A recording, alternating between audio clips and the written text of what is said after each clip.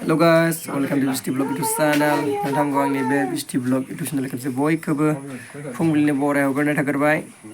स' लोगोफोरजों दायो मोनसे सुटिं लागासिनो आरोना guys। ओमफ्राय नै हरैजाय जोंहा दिनेश भाइबो दङ।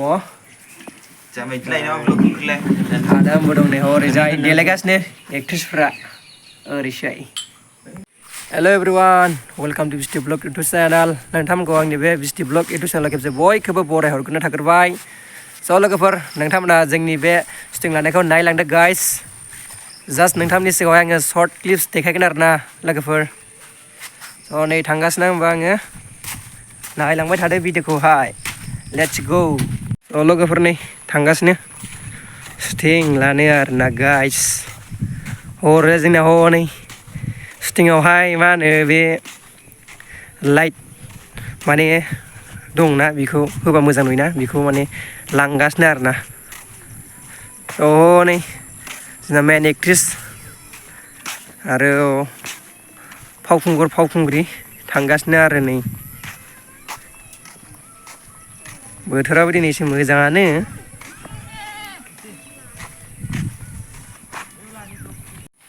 स' नै जोंना एक्ट्रेसफ्रा फैलायगौ गाइस।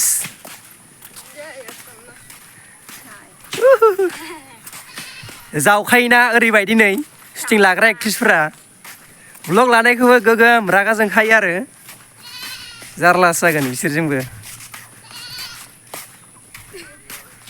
बरिया उन्दुना नै सलिड।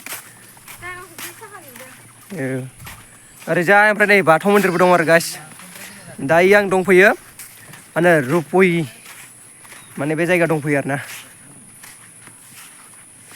ब्लग भिडिअ लानो बिराद मोजां जादों दिनै बोथोरा। ओरैजाय जोंहा नै जोंहा दिनेश भाइ दं हाय होनहरदों नै जोंहा आदा दं आदा एरियान दं। स' जोंना नै आबादारिबो दङ हायनो हाय। आंनि इउटुब चेनेलाव खेबसे बयखौबो बराय हरग्रोनो थाग्रोबाय धन्यबाद।